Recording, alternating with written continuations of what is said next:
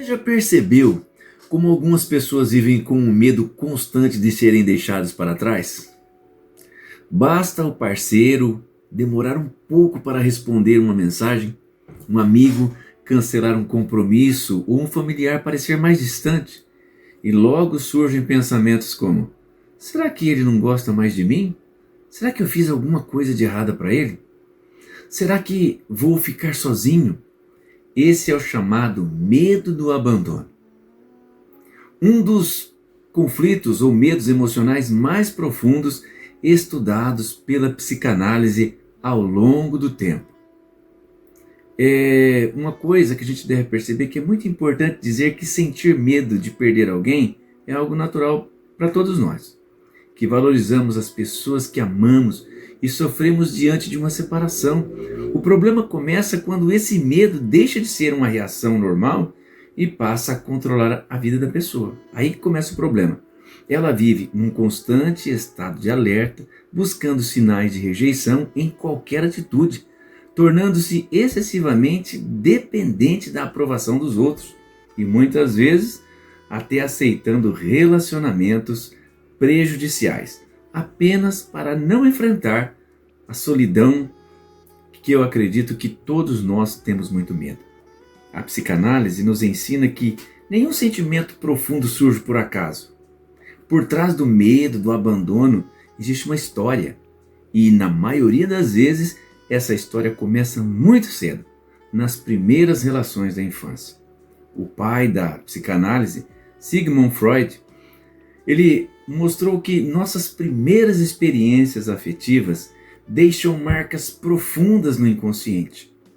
Embora Freud não tenha desenvolvido especificamente o conceito de medo do abandono, ele demonstrou que as perdas emocionais, os conflitos da infância e a maneira como fomos amados ou rejeitados influenciam nossa personalidade e nossos relacionamentos durante toda uma vida, durante toda a vida inteira, que pode ir até conosco para o túmulo. Existe uma frase frequentemente atribuída a Freud que resume bem essa realidade. Abre aspas. As emoções não expressas nunca morrem. São enterradas vivas e voltam mais tarde de forma piores. Fecha aspas. Então, ainda que a origem exata dessa frase seja discutida por alguns estudiosos, sua mensagem está em plena sintonia com o pensamento psicanalítico. Feridas emocionais que não são bem elaboradas têm influenciado nossas escolhas, muitas vezes sem que nós venhamos a perceber. Está lá no inconsciente. É isso que a psicanálise trabalha.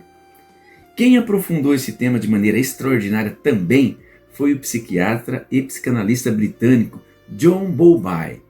Bowlby dedicou sua carreira ao estudo do vínculo entre a criança e seus cuidadores.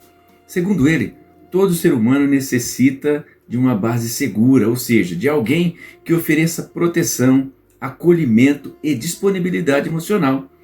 Quando essa base é consistente, a criança cresce desenvolvendo confiança em si mesma e nas outras pessoas. Mas quando esse vínculo é marcado por abandono, rejeição, negligência ou instabilidade, poderão surgir, de verdade, profundas inseguranças que acompanharão essa pessoa até a vida adulta e lá vai causar outros problemas.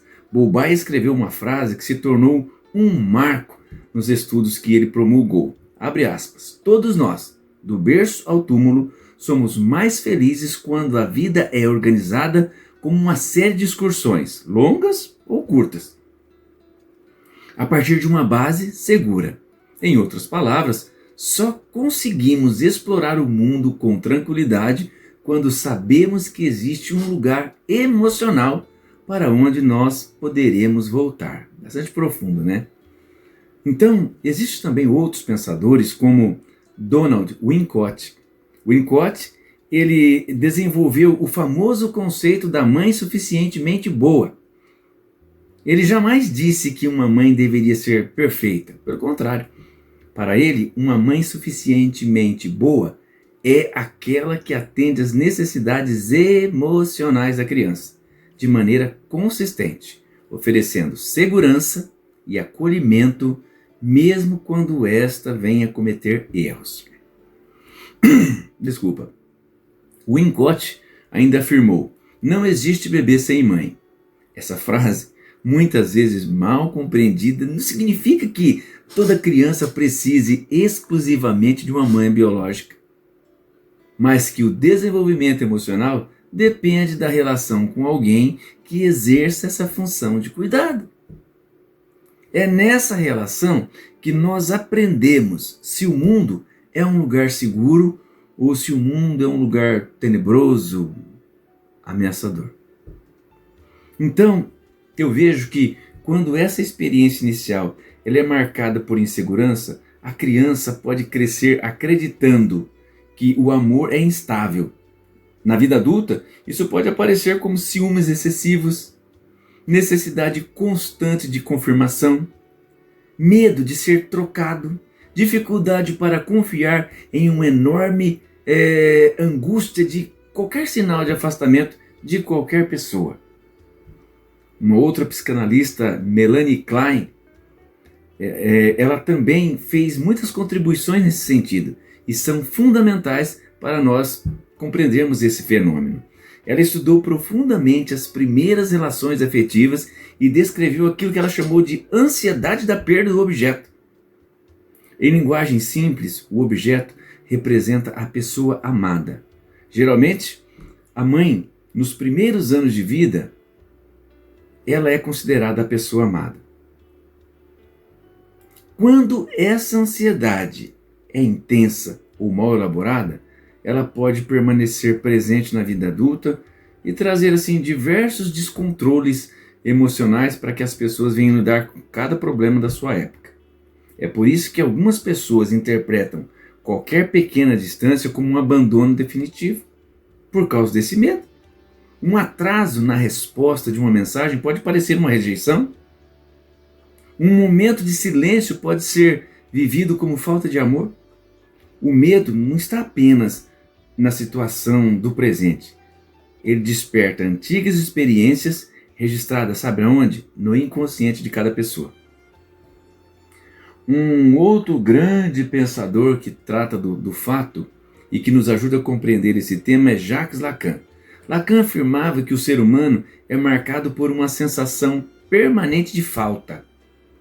Segundo ele, buscamos no outro aquilo que acreditamos que nos completa. Sua famosa frase, abre aspas, o desejo do homem é o desejo do outro, fecha aspas, significa que desejamos não apenas amar, mas também sermos desejados, amados e reconhecidos. Quando acreditamos que deixamos de ocupar esse lugar na vida de alguém, aí nós experimentamos um sofrimento intenso de desprezo, de abandono. Então, essa rejeição essa reflexão ajuda-nos a entender por que o medo do abandono não é apenas o medo de perder uma pessoa. Muitas vezes é o medo de perder a própria identidade, de deixar de sentir importante ou digno do amor de alguém. O psicanalista e filósofo social Erich Fromm também ofereceu uma contribuição valiosa ao afirmar que a necessidade mais profunda do ser humano é superar sua separação e em sua obra sobre o amor ele escreveu, abre aspas, a necessidade mais profunda do homem é superar sua separação. Para Fromm, o amor verdadeiro não é dependência nem posse, é a capacidade de construir união, preservando a individualidade. Quando confundimos amor com necessidade desesperada de não ficar sozinhos, aí, então, acabamos transformando os relacionamentos, sabe no quê? Prisões emocionais. Carl Gustav Jung, famoso Jung, embora tenha seguido um caminho bem diferente na psicanálise freudiana, Jung deixou uma reflexão extremamente atual. Até que você se torne o inconsciente consciente, ele dirigirá a sua vida e você o chamará de destino. Quantas pessoas dizem que sempre escolhem parceiros errados? sempre sofrem da mesma maneira ou sempre vivem o mesmo tipo de abandono. Jung nos lembra que aquilo que permanece inconsciente tende a se repetir. É exatamente por isso que a psicanálise não procura apenas aliviar os sintomas. Seu objetivo é compreender a origem desses padrões emocionais. O medo do abandono pode fazer com que alguém aceite humilhações para não perder um relacionamento. Esconda suas opiniões por medo de desagradar. Viva constantes ansiedades esperando ser rejeitado ou se torne excessivamente controlador, acreditando que controlar o outro pode impedir a perda. Tudo isso no inconsciente. Agora, nenhum desses comportamentos resolve o problema. Pelo contrário, muitas vezes acabam desgastando os próprios relacionamentos que as pessoas tanto temem perder, quando essas pessoas que têm esses medos acabam agindo dessa forma. Na clínica psicanalítica, o trabalho consiste em ajudar o paciente a reconhecer de onde está vindo esses medos. Ele nasceu em experiências de rejeição, em perdas importantes, em pais emocionalmente ausentes, em críticas constantes, em vínculos imprevisíveis. Quando essas experiências são trazidas à consciência, elas começam a perder parte do poder que exerce sobre a vida emocional. Bastante profundo, né? Gosto muito da psicanálise. Então, para aqueles que possuem fé em Cristo, existe ainda uma dimensão muito importante dessa reflexão. A Bíblia apresenta um amor que não depende de desempenho e nem de perfeição. Enquanto muitas pessoas vivem tentando merecer o amor dos outros, o Evangelho, que significa boas novas de salvação, anuncia um Deus que ama por graça, favor imerecido. Isso não elimina as marcas emocionais da infância, mas oferece um novo fundamento para a identidade humana. A pessoa deixa de buscar o seu valor apenas na aprovação das pessoas e começa a compreender que sua dignidade não depende exclusivamente do que? Da aceitação humana. Talvez essa seja uma das maiores contribuições da psicanálise, mostrar que os nossos medos têm uma história. Eles não surgem do nada, mas também não precisam definir nem o nosso presente nem o nosso futuro. Quando nós compreendemos nossas feridas, damos nomes às nossas dores e elaboramos aquilo que permaneceu escondido lá no inconsciente. Começamos a construir relacionamentos mais livres, mais seguros e mais saudáveis. Então, eu vejo que o medo do abandono deixa de governar nossa vida quando descobrimos que nossa segurança não depende de prender as pessoas ao nosso lado, mas de fortalecer aquilo que existe dentro de nós. E essa transformação começa exatamente onde a psicanálise sempre nos convida a olhar, no profundo da nossa própria história. Eu espero que isso tenha ajudado você. E se você quiser deixar algum comentário, alguma pergunta, você pode deixar nos comentários que eu vou responder assim que eu puder. Um grande abraço.